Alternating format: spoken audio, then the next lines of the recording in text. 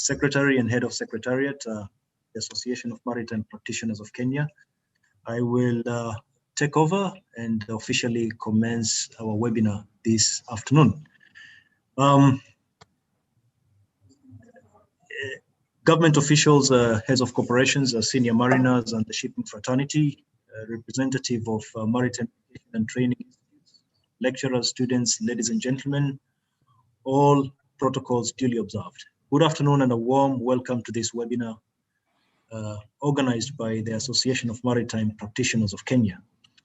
Our title this afternoon is The Grounding and Refloating of MV Ever Given in the Suez Canal, the Lessons Learned.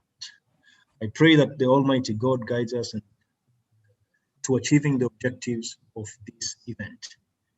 The Association of Maritime Practitioners of Kenya is a duly registered professional association in Kenya. The objectives of this association, among others, are to advance the interests of Kenya's merchant navy officers and affiliated maritime practitioners, to facilitate exchange of information and ideas on matters concerning the maritime industry, and to avail a platform for stakeholders' engagement in maritime affairs. To achieve these objectives, the Association of Maritime Practitioners Kenya established various technical committees, including the Technical Committee on Maritime Safety, Security, and Environment, under whose auspices this webinar is organized today. MV Ever Given was transiting through the Suez Canal on its way to Rotterdam, Netherlands, from Tanjung Pelepas in Malaysia. She grounded approximately 0740 hours local time, Egyptian time, corresponding to which is +2 UTC on 23rd of March 2021. While various causes of the incident have been forwarded, it should be noted that the root cause of the incident can only be established in the final report of a full marine accident investigation conducted jointly or independently by the Suez Canal Authority under the umbrella of the Egyptian Authority for Maritime Safety, EAMS, the Flag State Administration, which is Panama, and the ship owners appointed investigators, among other stakeholders involved. Therefore, it must be appreciated that many issues, points, and contributions made here this afternoon will be subject to the information that is available up to this point, while much more information is unfolding and may be known in the future. Approximately $4 trillion worth of goods were carried in container ships globally in 2019, and 12% of global trade uses the Suez Canal, which translates to $2 billion per day. The blockage caused by the grounding has exposed the fragility of global supply chains and the concentration of risk. The goal of this webinar, therefore, is to highlight the lessons learned from the incident, which has had quite massive global repercussions, from the information available to this date. In particular, this webinar would wish to identify the significance of those lessons in Kenya and the region. In line with the aforesaid, the subject will be addressed through three broad thematic areas. The first one will be technical aspects discussed today, this afternoon, by another than Captain Moses Mudhama, the head of Marine Operations Kenya Ports Authority, who shall address the ship handling aspects, possible technical causes of the grounding, challenges in handling very large container ships, and challenges in salvage of these ships, among other technical issues that he may wish to discuss with us today. The local application of the issues he raised will also be touched upon, taking a note that Kenya is increasingly handling bigger and bigger ships. The second thematic area will be the commercial aspect that will be discussed this afternoon by Mr. John Omingo, the head of commercial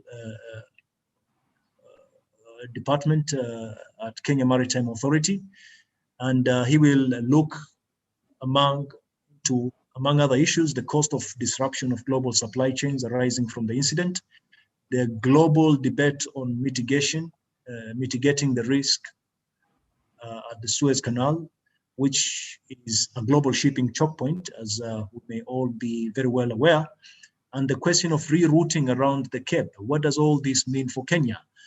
He will try and look at that from a commercial perspective.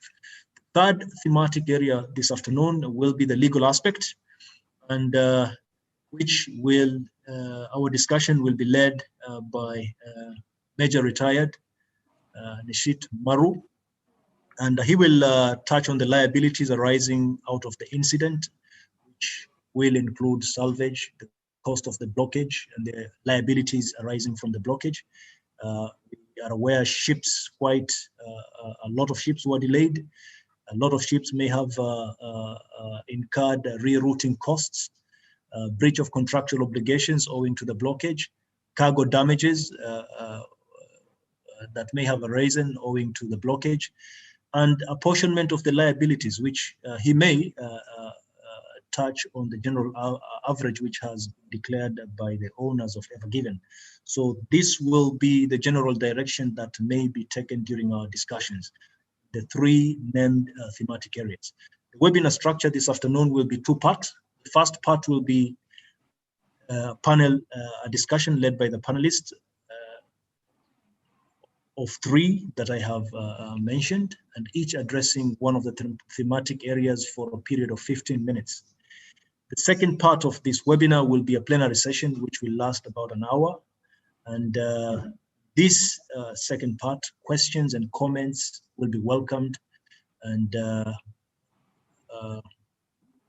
duly recorded to be further presented as the outcome of this webinar to various stakeholders. Ladies and gentlemen, I welcome you all to this webinar, and I will proceed now to welcome our first speaker of the day, who will be discussing the technical aspects of the incident. This is Captain Mudhama. Captain Mudhama is currently the head of Marine Operations at Kenya Ports Authority. He boasts of wide experience in marine operation, shipboard experience, including working with the Black Star Lines in Ghana, Unicorn Lines South Africa, and Comarco Singapore. His experience ranges from container ships to multi-purpose ships, ocean towing, coastal salvage operations, and offshore supply, PSVs. Ladies and gentlemen, please welcome Captain Mudhama to address us this afternoon. Karibu sana, Captain. Yeah, thank you very much, Mr. President. Jambo to everyone, and thanks for having me. I'm at loss because just before the start, we discussed about the subject, and we agreed that this case is still fresh and that investigations are still going on. So generally my presentation will be very general. I'll just touch on the issues broadly, just to highlight issues that happen during similar incidents. So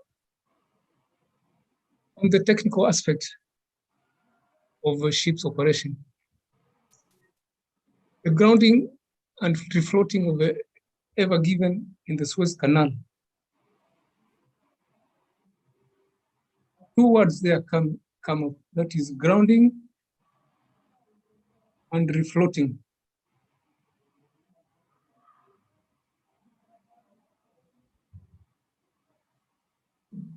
I will be touching on the probable causes of groundings, types of groundings, effects of groundings. And to start off, let's look at the probable causes of grounding. There are many, but I just touch on the few which are common among cases of grounding. We have interaction, ship interaction with the surroundings. This particular case, we have a ship proceeding on a canal, very narrow canal compared to the ship size. Of course, as it moves through the water, we have forces which act on the ship. And these forces might act negatively, and if not countered, will cause the ship to sway from its intended course. We also know machinery failure is also a common cause of groundings, steering failures, human error, bad navigation, many times has caused groundings. Presence of uncharted shallows. Masters may have the latest charts, but even unforgotten rock or a sandbar will result into grounding. Improper retaliation at the time of the grounding. That is, perhaps that refers to failure to apply the correct orders for a ship. It's in case of a ship which was being piloted. Bad weather, and so on. I'll just say interaction with canal banks. I'll talk about interaction later.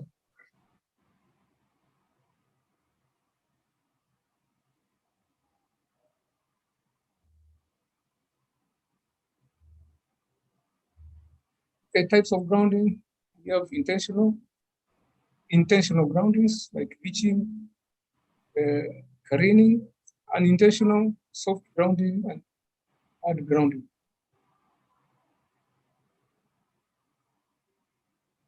I'll go very quickly. These are common terms which are known. Intentional grounding of a landing craft to land crew or cargo. In which case, these type of vessels are specially strengthened to ground. Careening, this is a practice of grounding a vessel at high tide in order to effect repairs. Now, having grounded, of course, there are effects which include damage to the ship,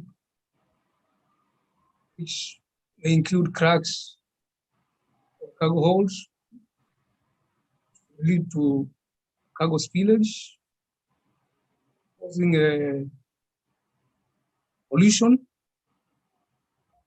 It could also cause increase of water leading to loss of stability, and therefore sinking of vessel, loss of life, cause a financial loss.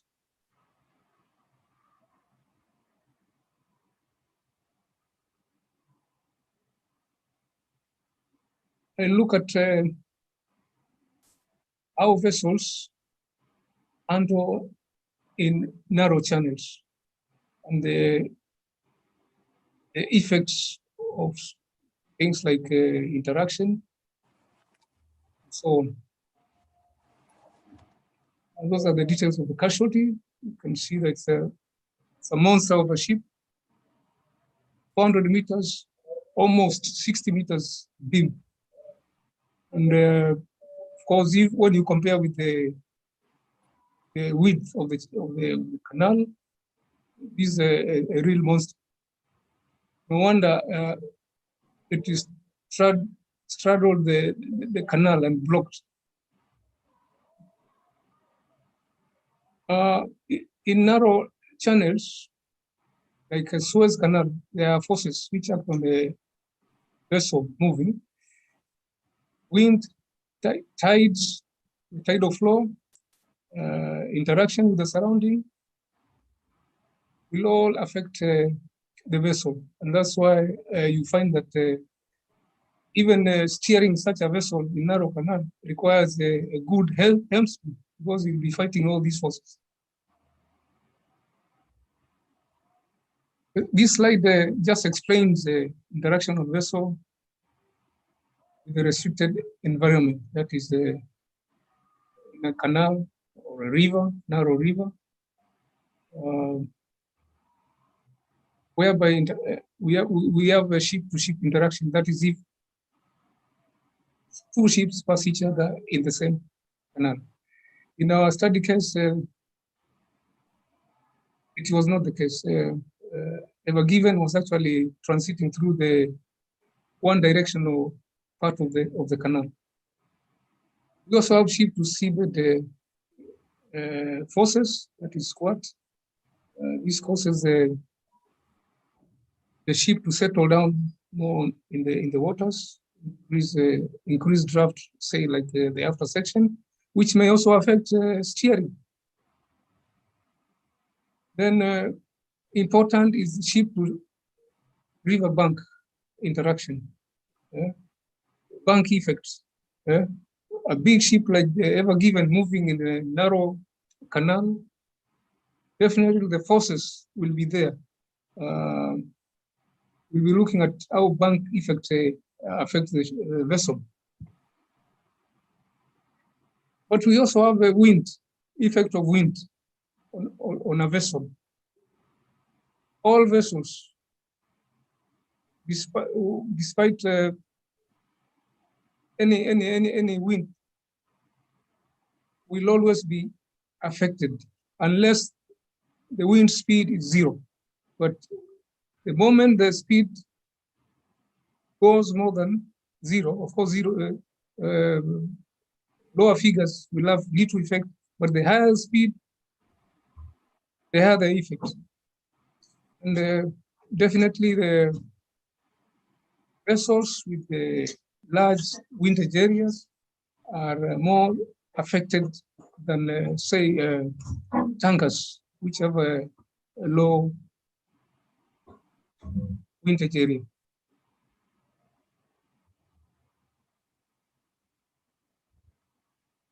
The next slide just illustrates how wind affects. Here we have a case of a vessel trying to move in a particular direction on a certain course, but with the wind on the one side of the vessel, we'll always try to deflect it away from an intended course. Practically, to counter this, normally the helmsman will be given a course to counter the wind effect, which is known as a lee.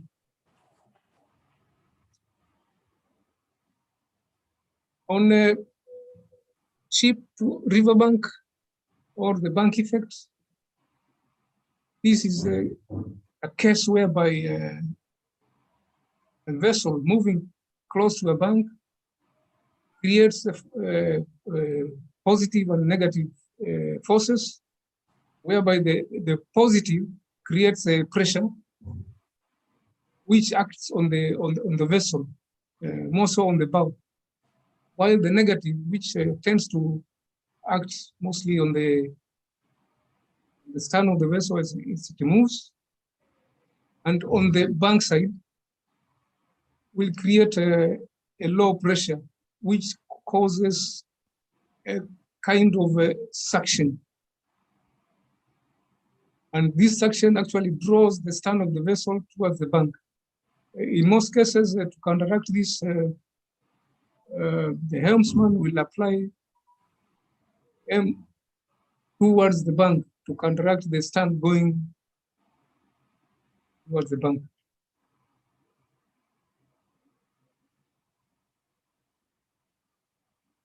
Other explanation of the banking effect, I've just said it is a tendency of the stern of a ship to swing towards the near bank when operating in a river or a constricted waters. ways.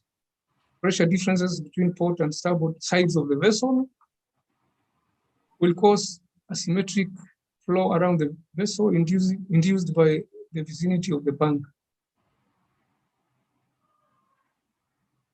A further explanation of the banking effect. I think a moderator will have to keep a check on the time, and if necessary, signal me. Otherwise, I need also to move faster. That's more explanation of the banking effect. Wind effect, which we have gone through.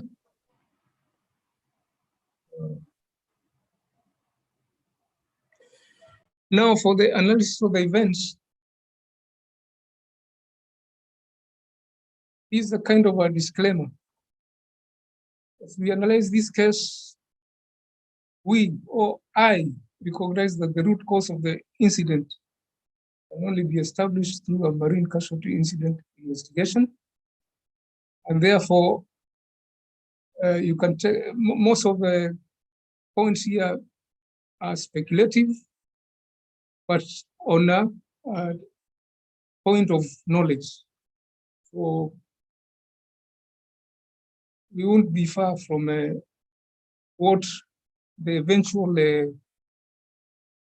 investigation will lead. So that is the scenario: a big ship grounded on both sides of a canal. In this case, we learned that the bow actually did take the ground heavily, and from the events of the past, on the initial grounding, then it also confirmed that the stern actually was easier to float than the bow. And also remember, this was a vessel which was moving with a momentum. So hitting the bank, definitely the bow will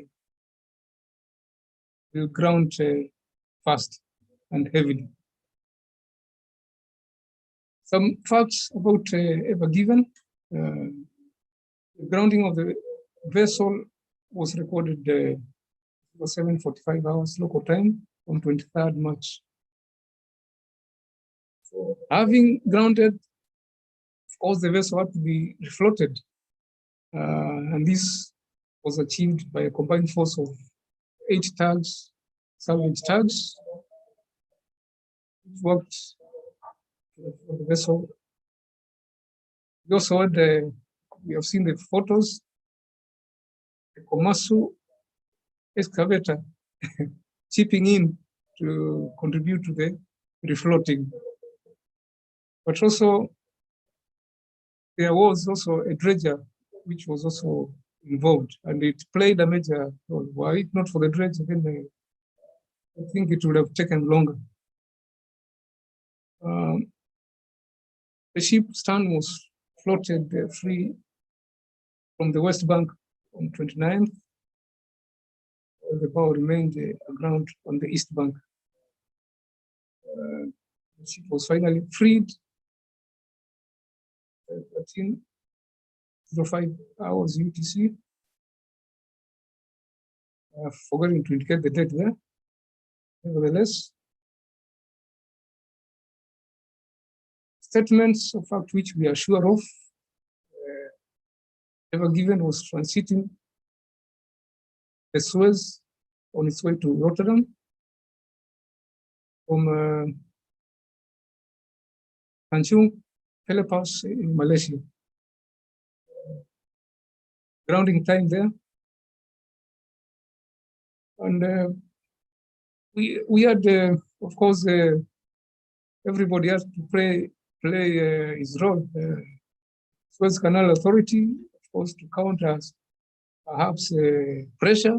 They also had to give statement, which mentioned that the grounding was diagonal after the vessel lost steerage amid high winds and dusty storm. The company also gave a statement. The ship was suspected of being hit by a sudden shore wind, causing the hull to deviate from the waterway and accidentally hit the bottom. So the 2 points: wind, storm, and loss of steering. From my earlier presentation, loss of steering, perhaps because of interaction, spotting, wind, of course, storm, we have explained. The government also had to meet the press. Of course, we must recognize such an incident attracts attention. So very important that authorities must actually address the press. KPA, having been involved in salvage operations, we have learned the hard way, especially once the press come into play. The pressure on the operations become even more, because now you get pressure from everybody, politician, the press, and so on, and family members on board. So we also have social media to deal with. This is a case whereby the social media indicated that the lady, Maro, Egyptian lady officer, was indeed the one who grounded the vessel. So social media, although we can do nothing much about them, they have to say what they say, but for authorities, they have to deal with it by countering such false statements. We also have the speculators, the gutter press. Like this particular case, as a master and pilot were downstairs enjoying breakfast, the helmsman challenged the third mate. Of course, there you can see the challenge. Presume that's a helmsman. That's the third mate. How it might be, it's a bit interesting, not in the modern times.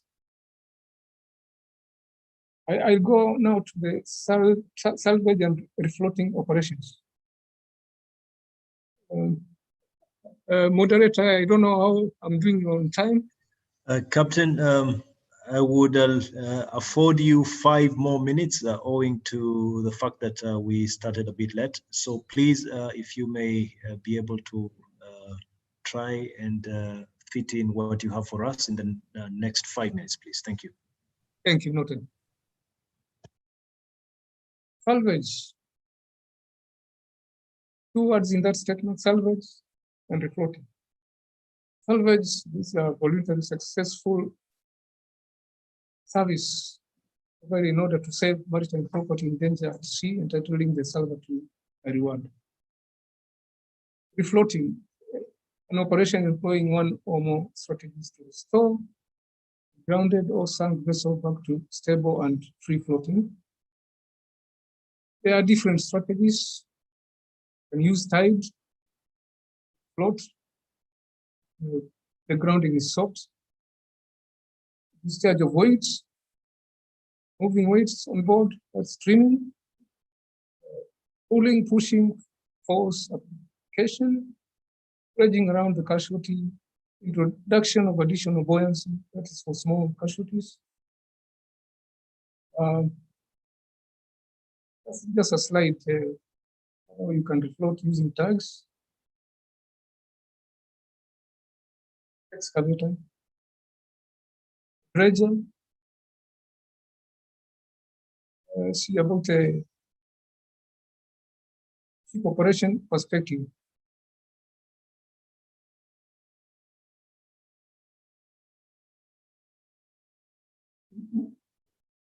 Case scenario, Mombasa. probability of grounding in the channel is ever present, however small it may be. I've mentioned the channel, though we have had the grounding in Mombasa, we have not had the grounding in the channel. If it happened, then it must have been a long time ago that I'm not aware of. If grounding were ever to happen, we don't pray for it. Most likely it will happen at 2 points or 2 areas around number 2 and number 3. But just to mention, there are 3 critical navigation areas and points of Mombasa Channel: 1, 2, and 3, and I will explain why.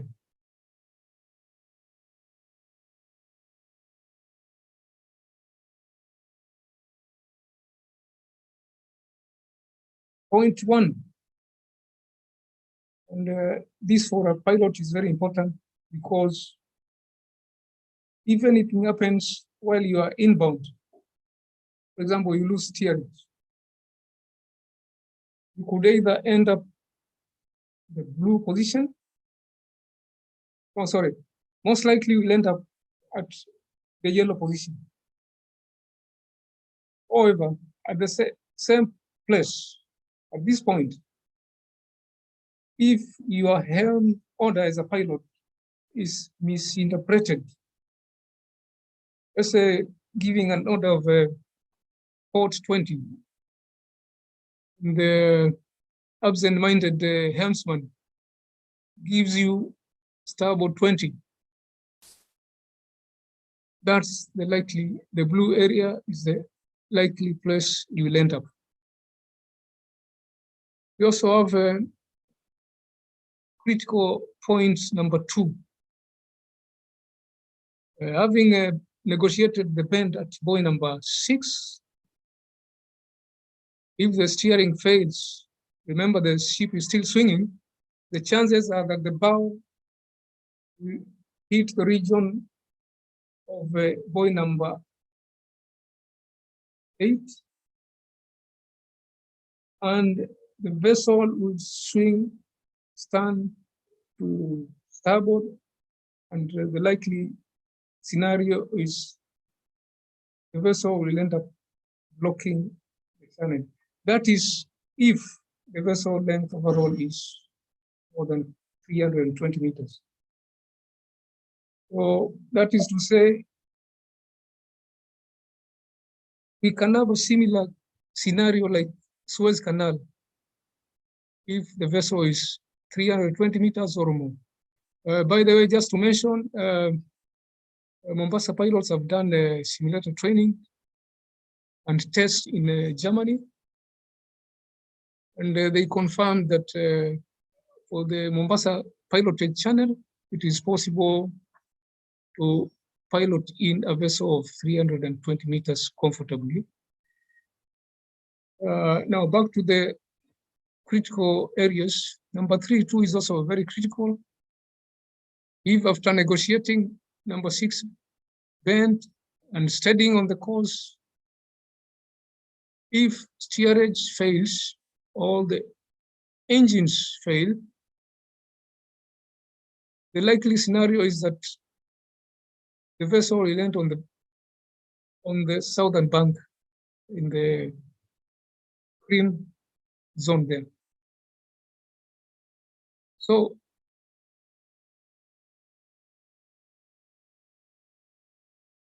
what if Mombasa Channel is blocked? That scenario will result if grounding occurs at buoy 7 and 8, which is the narrowest point. So definitely the channel will be totally blocked, the port will be closed, there will result a national and regional crisis. Remember, this is the only port serving Uganda, Rwanda, Southern Sudan, south of Ethiopia. So definitely create a regional crisis.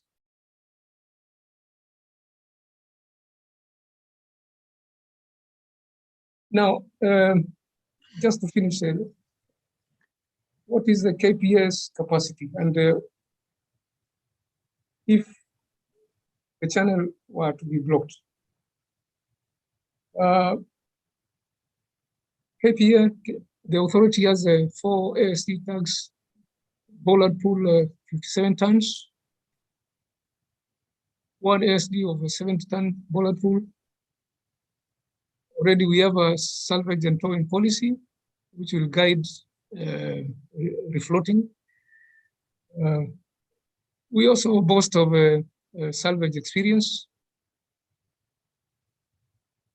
We have a salvage cooperation with the Smith Towing, so most likely we'll give them a shout.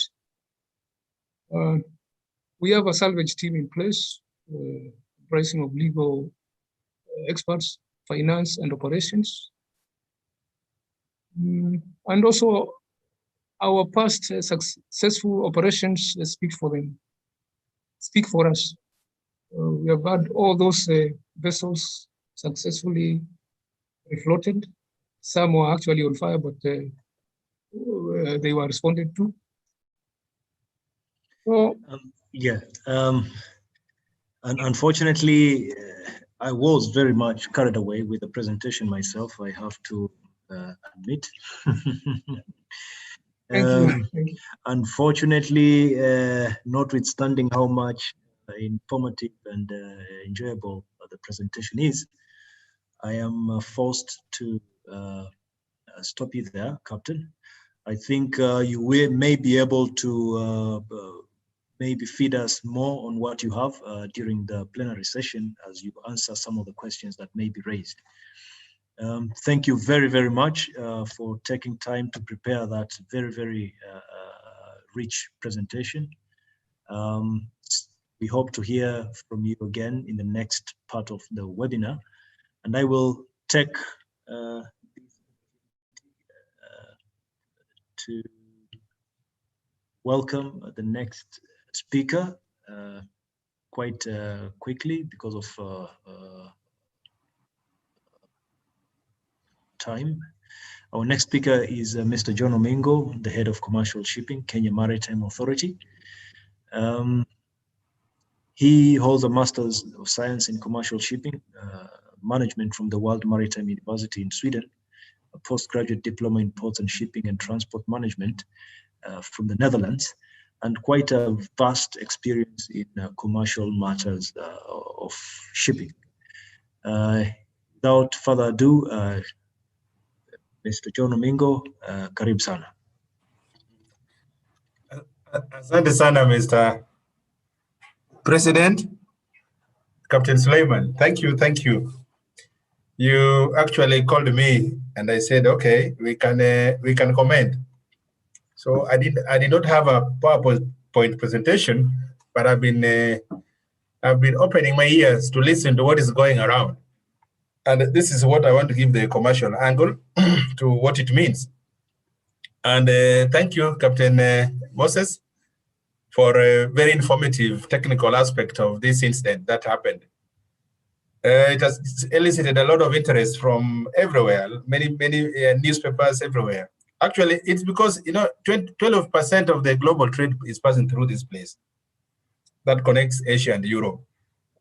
And the Lloyd's list, actually, in their estimation, they had said that more than 10 billion worth of goods they pass through this 120-mile waterway each day, which means at every given hour, it has got about 400 million worth of goods that is passing through this channel.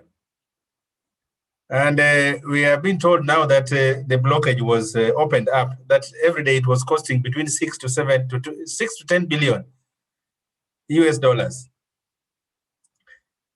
The sad thing that even before the blockage, they were already coming in from the effect of the coronavirus.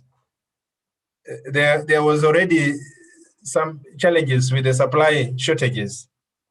Actually, companies like Nike, Costa, Toyota, Honda, Samsung, those ones manufacturing vehicles, they were really in challenges in terms of the chips. The microchips, they're not getting microchips because there was some serious shortages. So then when the jam came in, it just further added to a very difficult, challenging situation. So the timing was actually a very wrong timing because the cost of insurance and the containers had just suddenly risen, even prior to the blockage. So when the blockage came, it just made the situation very, very, very not very good. And commercially, what it showed us that the global chain is so vulnerable that it takes just a sandstorm, because the media is reporting. I had Captain Moses was talking of the sand, the wind, the storm. It only takes a sandstorm, or it may be that one, hand me the beer. It may just that hand me the beer, in attentive master, to clog a very key artery of the world trade. And so this massive ship that was causing the blockage, it just weighed, as you had seen in the pictures, it just weighed in between the, and closed completely. And you know, ironically, the very size of such a ship, which is very central to the economies of scale in shipping, because the bigger it is, the more economical it is, and thus the more profitability a ship can make, and that's why they are able to move such huge quantities of cargo. This very, very, very economy of scale may have caused the incident in the first place, as hundreds of ships were waiting, because that size was just very big. And and everybody, I mean, the operators are aspiring for the economy of scale. So we have seen now the impact of the economy of scale, particularly in a channel such as this. It is advantageous, but that very, very advantage is what perhaps could have caused this. If it was a smaller size, it may have just allowed some limited traffic just to pass through. Now, commercially, the impact was felt for the first 6 days that it remained stuck there. And it was not just that day alone. Even the coming months, as we are going to see, the impact is still going to be felt, because it created a lag in the arrivals. It also created a surge in containers when the ship finally will arrive where it is going. Because at that particular time, we were told that there were 113 of the more than 400 vessels. They were waiting to cross the canal. So when they all cross, and remember the normal schedules of the vessel arrival is still going on. So when they all cross plus the other one, the port, the manpower, the labor in the ports of call may not be sufficient. But I've heard some ports are trying to put extra effort. But then if you're not prepared, you know, that can cause a lot of challenges in terms of handling the port capacities and all that. So tens of thousands, even in some of the ships, they also had ship with the SHEEP, the animals and the goats. They must have also been stuck inside some of the vessels that were crossing. Things like coffee, tea, oil, toilet paper, and even toys.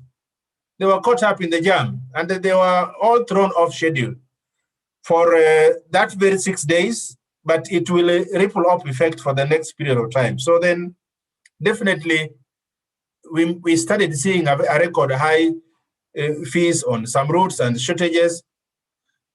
Actually, the BBC, there was a BBC announcer who said that for every minute, the loss was 6.7 million US dollars.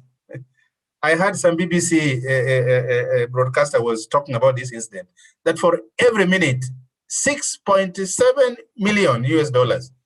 That is 630 million every single minute for that period that this incident was taking place. So you can see the commercial implication of that one.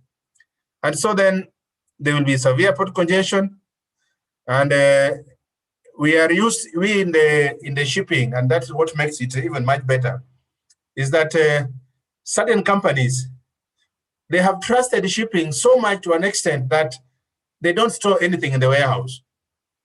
Things just arrive when they are needed, particularly the motor vehicle manufacturers.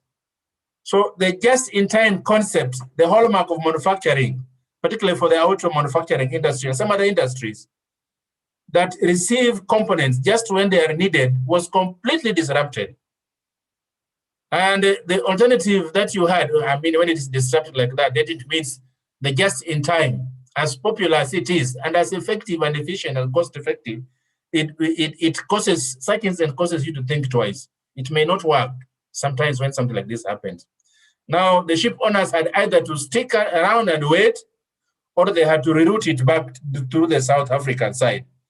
And routing in, if you are to decide to route as you make that decision to route it, that will be adding additional 15 miles round, and about two to 2.5 weeks, at a cost of $26,000 every day, and a significant wasted of time. So then, any prolonged Suez Canal blockage, it can bring serious shortage of goods and increased cost to consumers.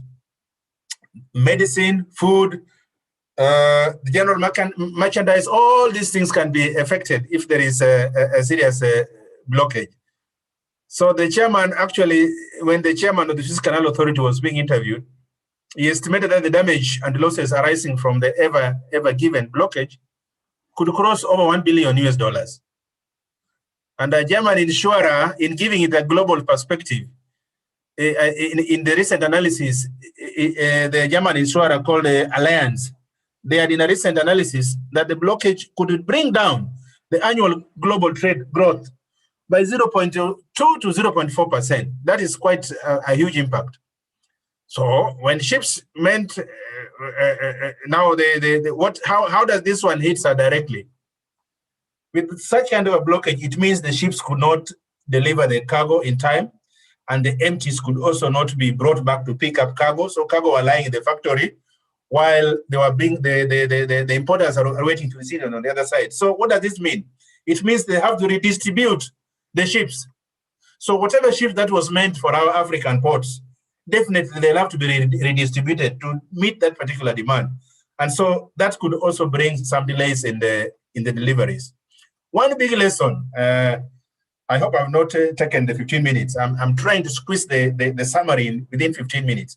One big lesson that we are coming out of this and what we should champion. The LabSet project, it started and it's going on very well. And the promise it was giving us that it could create a land bridge between Lamu and West Africa. This land bridge, this is where it could have been greatly utilized. With a land bridge, you have a train that moves at 300 kilometers an hour, electric train that is, with a double packed containers. It could carry massively across the African continent. Big vessels come to Lamu, they cross that side, they go to West Africa, and then they join the other markets. And that now brings a case for this, because without Suez Canal, the alternative is to go around and waste that much of time. This land bridge is faster than Suez Canal. And in the event that an incident like that happens in Suez Canal, then the LabSet has got a very strong case and needs to be supported. So then, to the ordinary business person, as I conclude, although some businesses may not have had a direct impact due to the incident, they should still want to know what, if any, of their suppliers have been impacted by it or not, because that also affects their businesses. So then, in the general sense, globally, when you talk of goods, particularly the famous statement "said to contain," because people don't know the details of what is inside the containers. There is a time the maritime community have to enhance the visibility of their data, because the visibility of data in such a situation, we would know which ships are carrying what. And if they are visible enough, we enable the shippers to identify the kind of shipments that are stuck in such a situation, that are rerouted. And there are solutions which are available. So we need to enhance the visibility, because the good supply chain visibility solutions are there to identify which cargoes have been put in place. The Americans are now making it mandatory for you to identify the kind of cargoes which you're carrying before the cargo leaves the port of loading.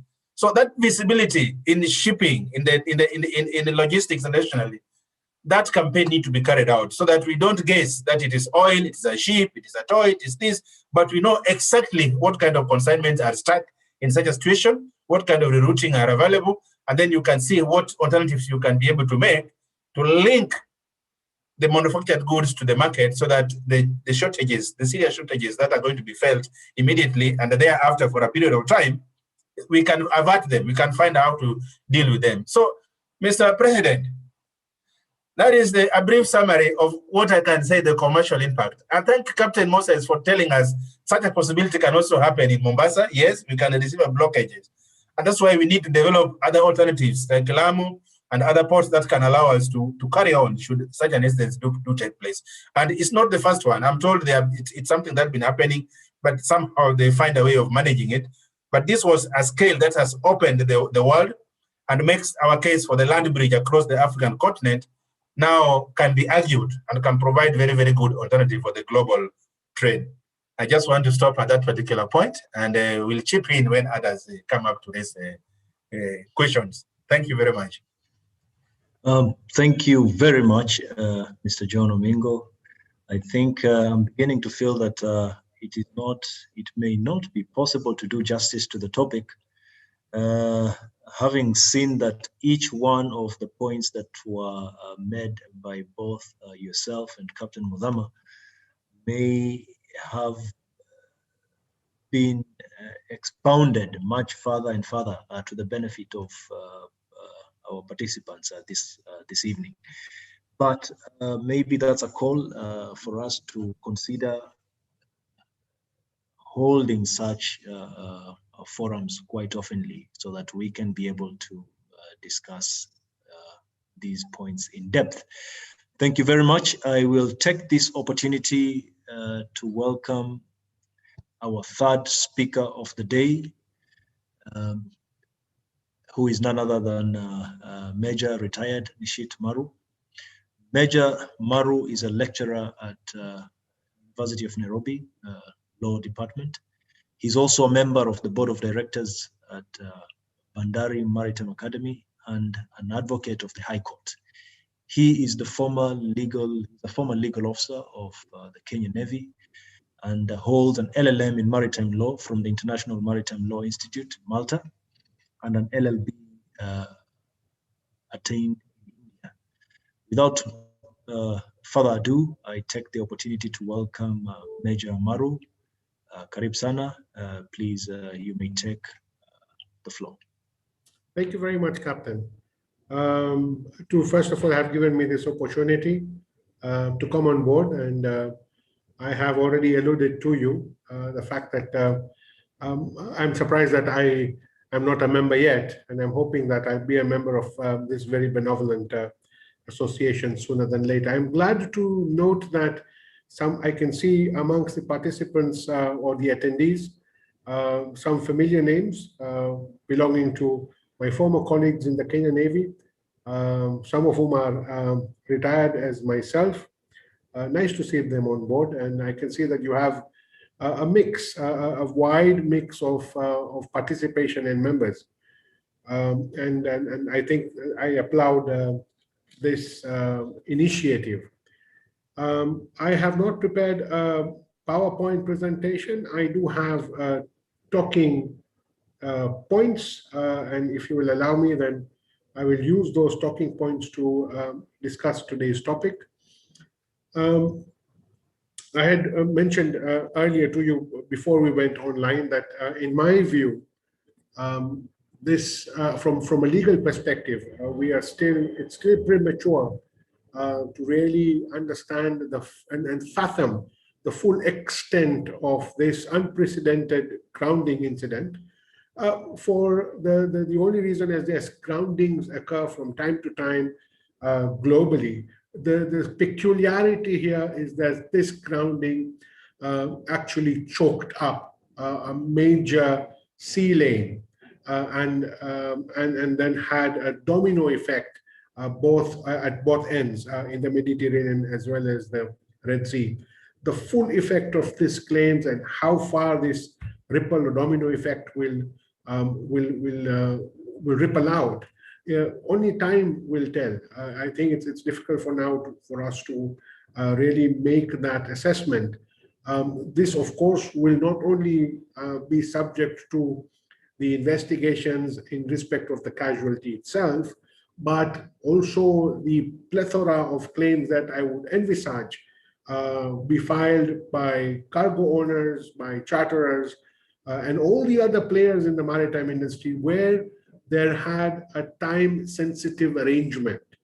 When I talk about a time-sensitive arrangement, there are contracts that people enter into where time has become a condition precedent or a condition critical, and a failure to make that time would render the other party in breach.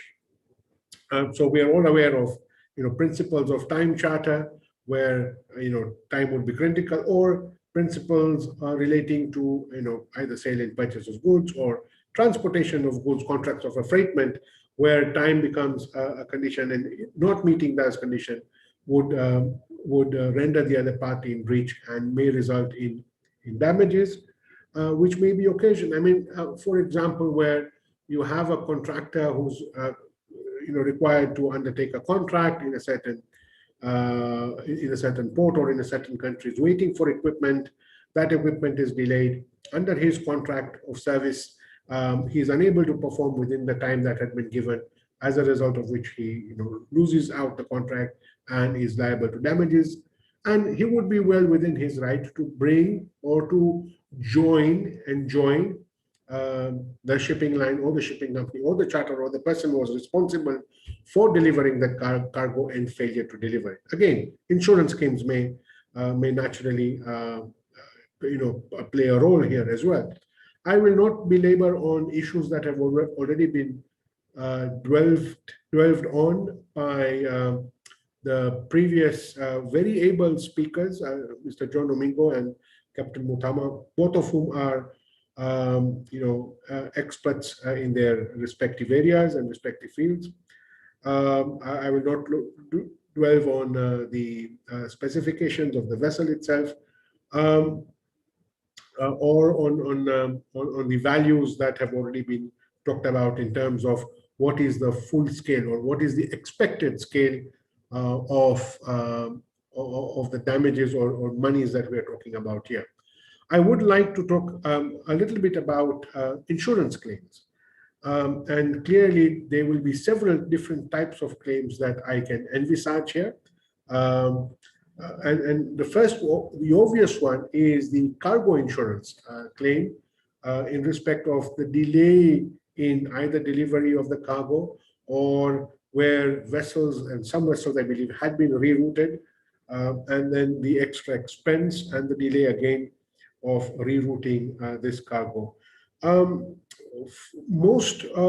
that this is a vessel that was coming out of Malaysia and getting into Rotterdam, I would expect that the marine insurance policies had adopted the Institute cargo clauses, the London Institute cargo clauses, and the UK Marine Insurance Act would apply. And if that is the case, as is the case in most instances, then clause 4.5 expressively excludes delay as a cause for payment of insurance or in respect of a claim. So that is something that we will need to look at as to what sort of different claims are coming up, or insurance claims. But as far as delay, if the issue is only delay as opposed to damage, then that would clearly be ouched by the clause 4.5. I'm made to understand again that that the ship had to be lightened so that the refloating exercise could be undertaken, and therefore so that it could go safely to its final port.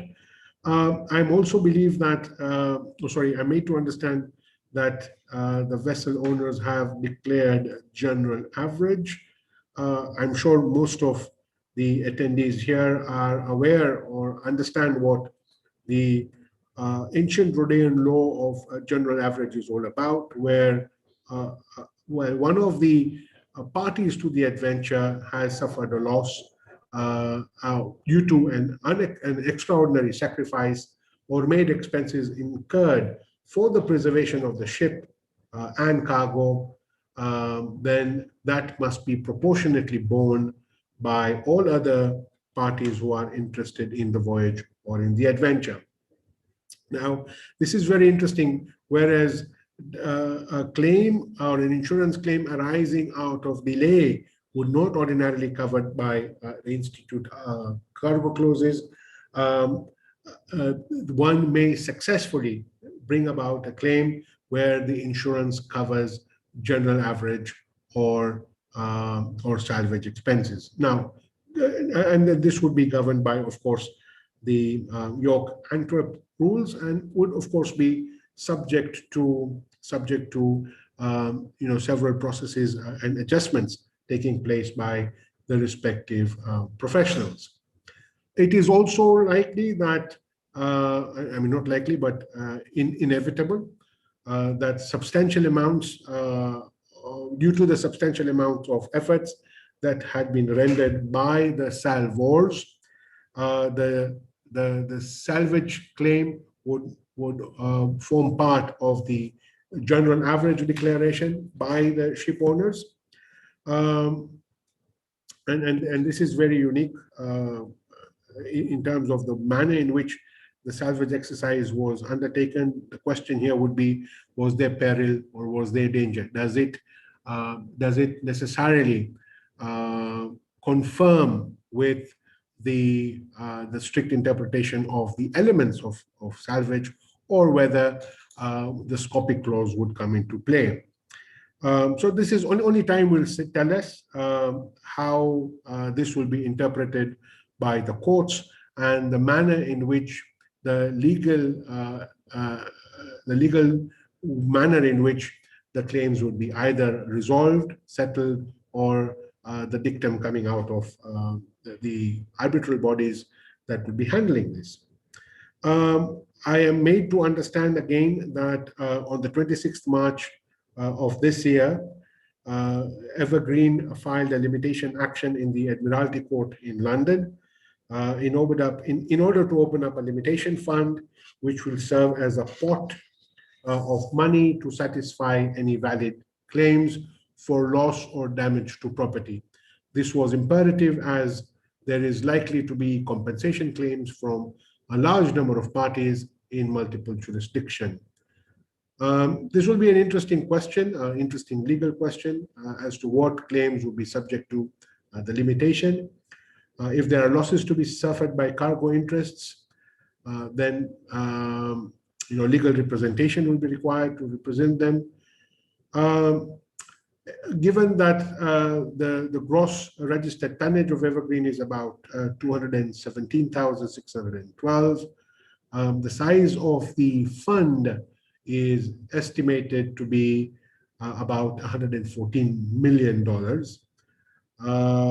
With the cargo delayed for weeks, the blockages, as I've alluded earlier, would unleash a flood of claims affected from various shipping lines, manufacturers, etc., etc. The legal issues are so enormous, given the variety of cargoes.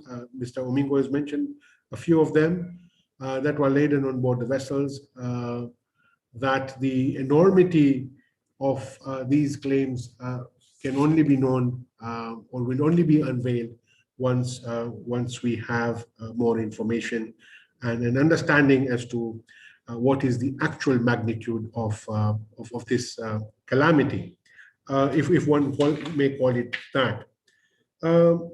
I have a look. I mean, everyone knows that the Suez Canal is a compulsory pilotage port. I am made to understand again from the reports that I've received that there is some internal investigation that is currently ongoing again in respect of the conduct of the pilots on board. However, under Egyptian law, the Egyptian Maritime Code, I think Article 279, and following several Supreme Court judgments from Egypt, the combined effect of those two aspects of law is that pilots are generally have immunity from liability or responsibility when they are on board vessels, given that the universal principle is that the command of the vessel always remains with the master on board. With those few remarks, Captain Bakari, I think I will end my presentation there, and we'll be happy to take whatever questions that may arise from the attendees. Thank you very much once again. Thank you very much, Major Maru, again for that very well made presentation. Very insightful, very enlightening. Very sure our participants were captivated by your presentation and as well as our previous two speakers. Thank you for navigating, helping us to navigate the aspects. They're quite numerous, and much of it is still unfolding. Claims are still being made. Apportionment of liabilities will come later, and we are all very much interested in following these very important developments as they come. Thank you very much for highlighting all these aspects and sharing all these insightful points with us. I now usher in the second part of our webinar this evening, and that will be plenary session. And I would welcome comments, questions to our panelists. And the procedure is quite simple. If everyone would look at the bottom of their screen, they would see a hand sign here, which labeled raise your hand. And if anyone would click on that, I will be able to give them an opportunity to ask a question verbally and be heard by the panelists.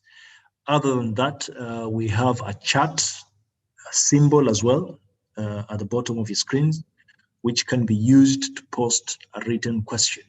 So I would open up the forum now to comments, questions, and welcome everyone to feel free to participate.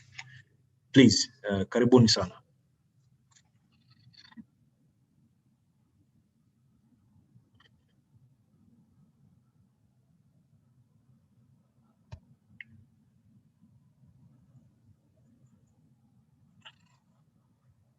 We have a question here, which I think rightfully will be directed to Captain Modama. I think we have a question here on the width of the narrowest part of the channel and the largest breadth of a vessel that we have handled here in Mombasa. Maybe you have that information, Captain. Please respond. Yeah, thank you, Chair. The first part of the question, the narrowest part of the channel, that's just about 300 meters. And that is buoys 8 and 9 area. We have on both sides, we have reefs. On the buoy number 8 there, we have a reef very close to the buoy. But between the two buoys, it's roughly 300 meters. For the largest breadth that we have handled, I don't have the exact figure, but it's close to 56. Well, I'm not sure of the figure, but it's there about. We could find that before the end of the session. Okay. Thank you very much, Captain. And Just related to that, if I may ask of you to comment on perhaps the particular challenges in handling vessels at the northwest part of the newly constructed bridge.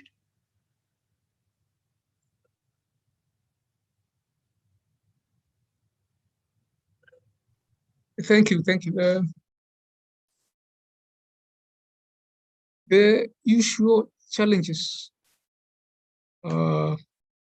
Maybe I should mention now the bridge now gives the pilots more challenge because now the distance to squeeze a 45 or a 50-meter broad vessel is only 180 meters. So the challenge of a pilot to align to the center of the pass is that it should take into account both the wind, what the wind is doing, what the tide is doing.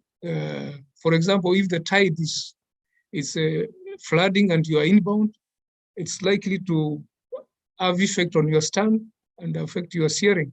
And remember, as you negotiate the Likoni ferry, you don't have a lot of room to stabilize the vessel and steady it on the course. So that is one challenge. And the other thing is that also immediately after turning and aligning, you are supposed to be reducing speed. You are in the harbor now, so that's a challenge.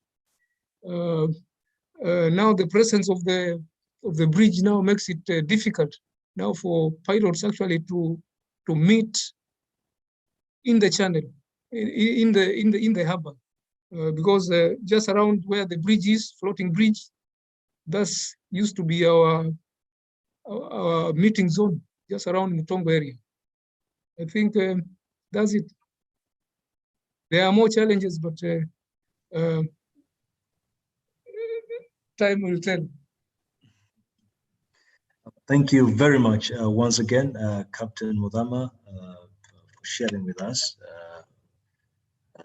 those insights into the operational challenges.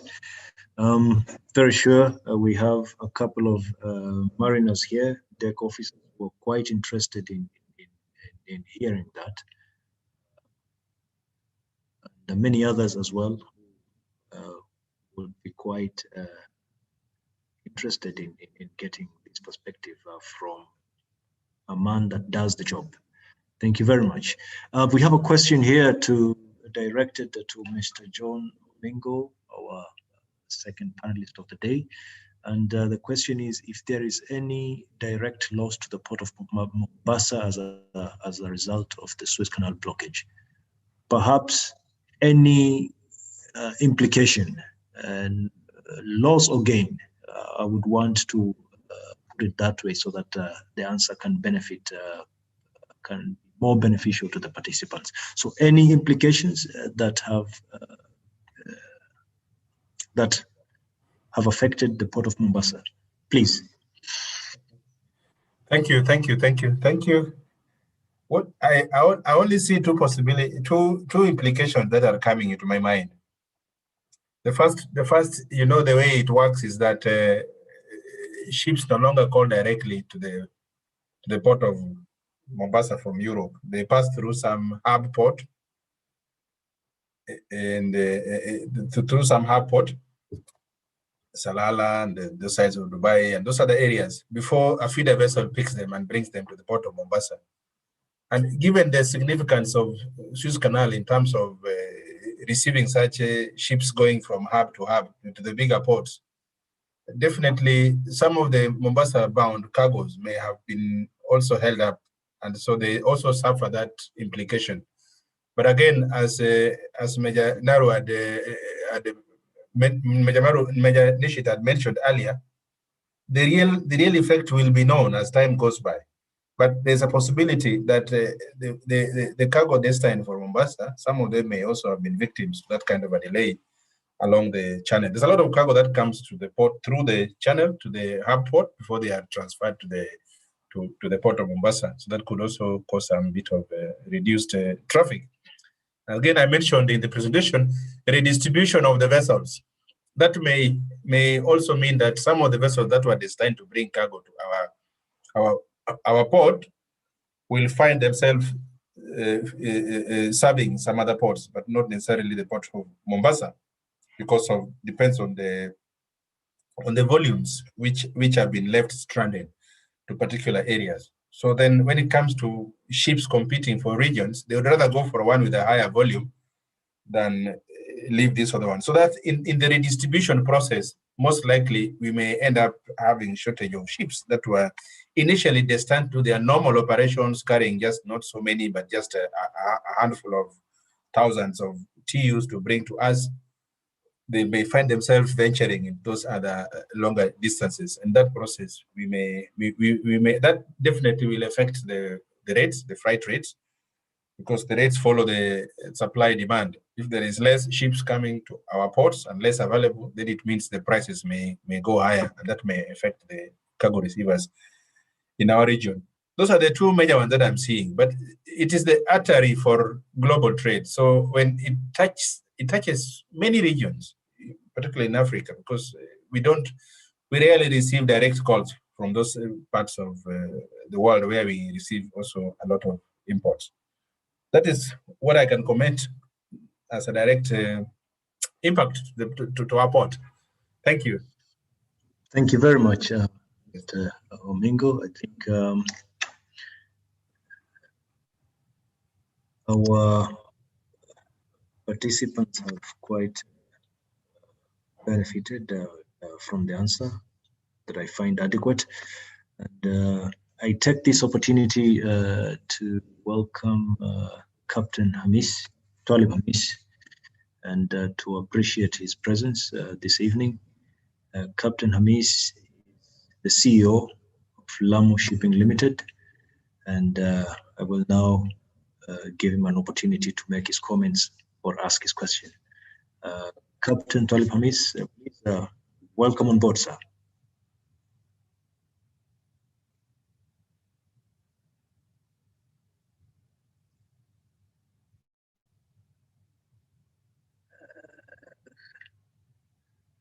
Captain Hamis, can you hear us, sir? Hello. Hello, sir. Can you hear us, Captain? Yes, I can hear you, Suleiman. Okay, most welcome, Captain, to make your comments, ask your question. We appreciate your presence. Go ahead, sir. Okay, thank you very much, Captain Suleiman. First of all, I would like to congratulate the association for this initiative, for this webinar, and also to thank the speakers for their presentations, which were quite insightful. I think we all agree that this incident is one of the most significant maritime accident in the recent times. And its uniqueness, as Major Marwa pointed out, is that it has its impact on the global maritime trade. We've had incidents in the past, like the Amoco Cadiz, that was a pollution, and then the Titanic, loss of life. But this one, it has a significant impact on the maritime global trade because it happened on a very crucial waterway for the shipping.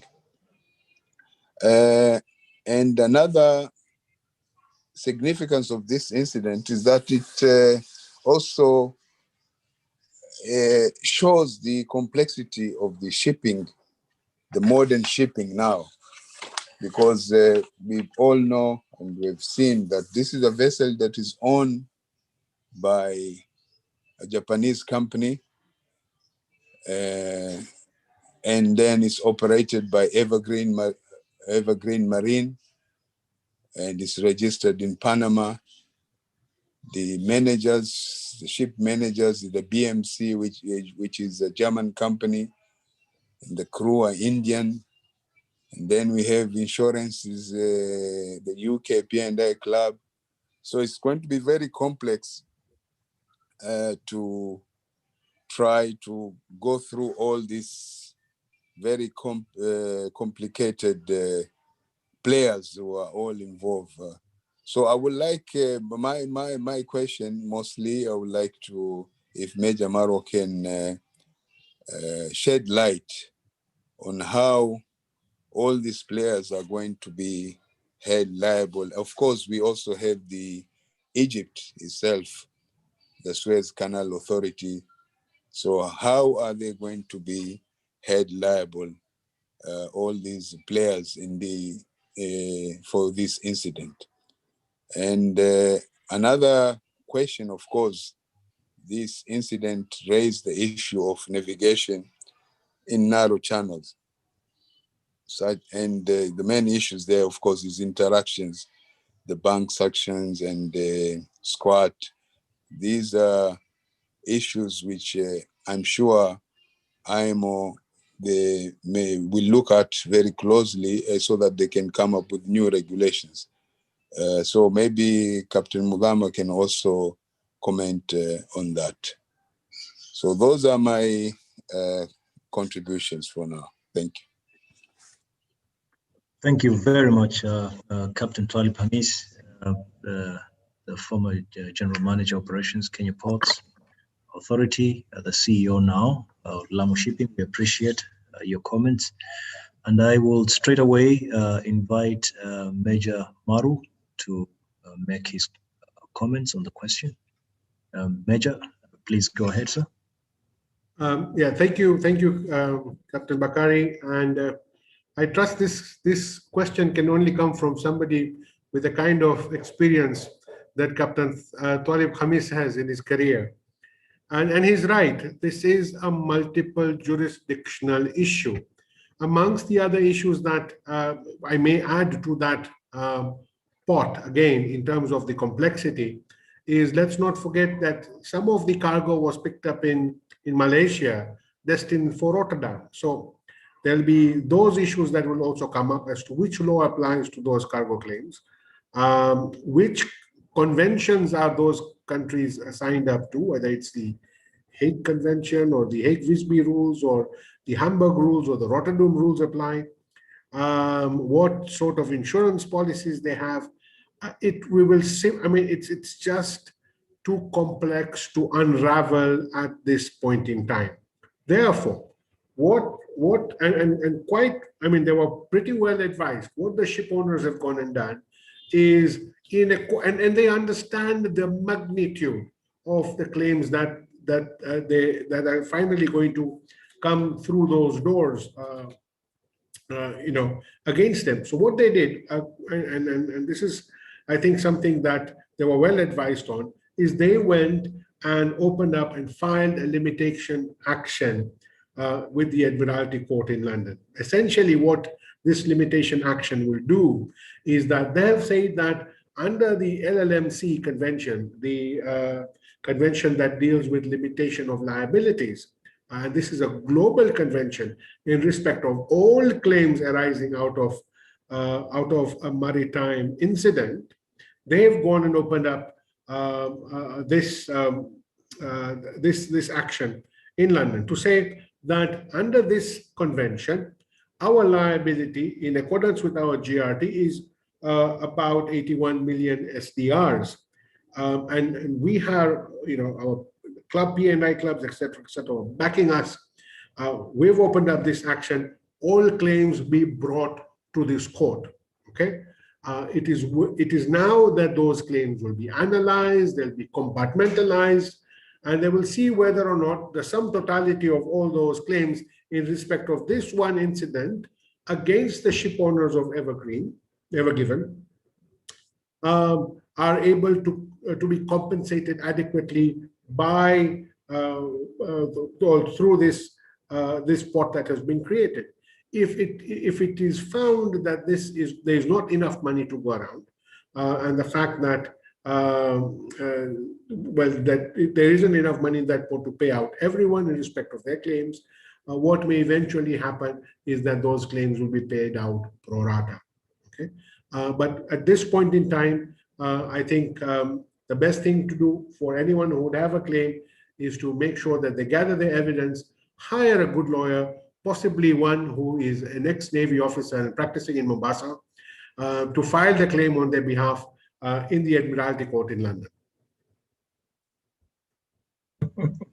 I'm very sure that comment will find its way to the rightful people one way or another. And I will now welcome Captain Moses Muthama to make his comments on the second part of the question. Please, Captain. Yeah, thank you very much, Chair, and also glad to be responding to a question to Captain Amisi. I also recognize his presence. The question is on interaction. And now that it has become evident that interaction would be a source of grounding in narrow channels.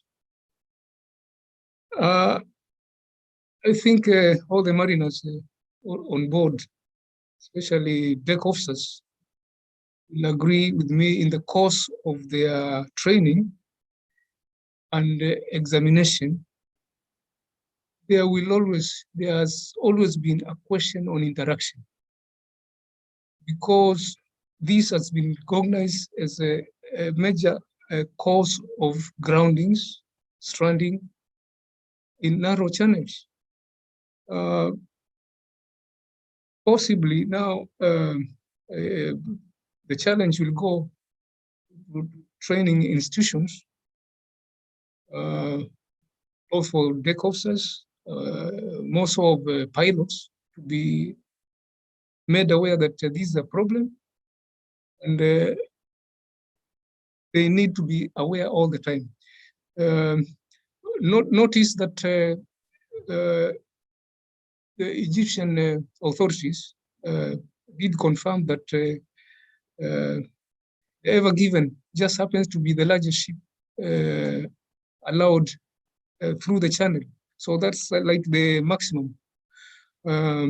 So before we have any more demands for bigger ships, then the issue of ship construction, factoring in the interaction, that is maybe the streamlines of the ship, naval architects have also to address this issue of interaction. But again, what needs to be done, it's an active role by our authorities, Egyptian authority, in the sense that they could come up with new regulations, especially when transiting of a channel by this size of vessel, whereby they could require that these ships be escorted by tug. That could be one of the solutions to counter groundings in the Suez Canal. Not only in the Suez Canal, but other canals which might have similar problems. I don't know how IMO can come in, but that now is a challenge. The incident actually wakes up everybody. I'm sure it will be discussed at the highest levels in IMO, in governments, and so on. Thank you. Thank you very much, Captain Muthama, for that insightful answer. Very sure much of it will unfold as we go, but good technical points there for consideration as regards escort tags and other measures that may need to be taken in canals where that is not being done presently. Thank you very much. We have another question here for Mr. John Omingo, and with regard to the cargo visibility and the current position of centralized bases of information. So if you may comment on the current position with regards to cargo visibility. Thank you.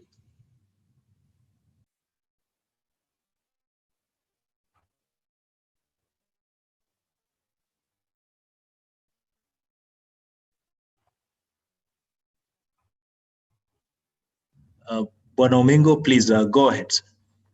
Thank you, thank you. You know, the visibility of cargo was assumed something possible to do. And again, it is very difficult for the. Oh, you are getting. Are you getting some power shortage here? But it has come back. Are you getting me? You know whether you're getting me? Yes, you're coming broken. I may have.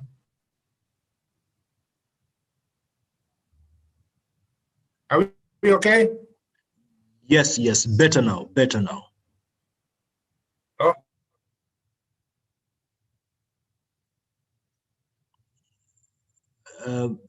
Mr. Omingo, can you hear me?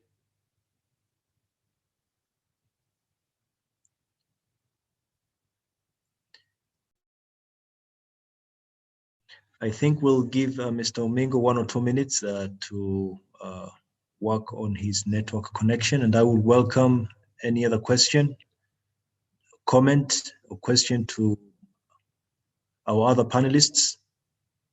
We have about 8 more minutes to go. Sorry, Mr. President, there was a problem with the power here. So okay. I got disrupted. But I got the question. The full question I got. So quickly, if I may say, you know, initially it was physically not possible for the ship owners to know what they are carrying in the containers. And that's why they were just said to contain. That was the common statement.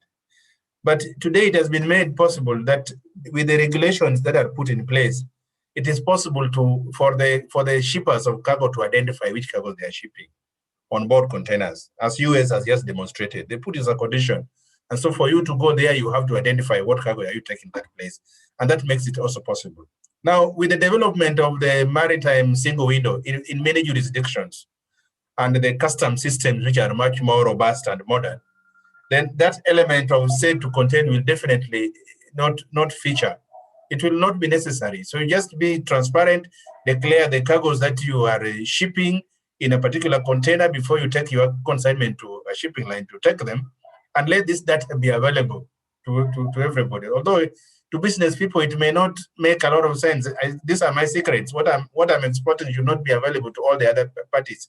But with the current system, it is possible to keep the business secrets while knowing exactly what is it that you are carrying in a container with the systems which are now coming up. So the element of visibility is improving with time, and the systems are coming to support this, and government regulations are also coming into place to make sure that each and every item carried in a container is known. It will be good for the customs, good for the safety, good for security, and many other aspects of visibility. So this enhancement is possible. It's going to improve as time gets by, and new regulations are coming to play. Thank you. Thank you very, very much, Bwana John Omingo. We have 6 more minutes, and I would welcome the last question of the day. I would like to recognize the presence of Mr. Geoffrey Mwango, the chairperson, Kenya Maritime Authority, who's here with us this evening. Karib sana, we appreciate your presence, sir.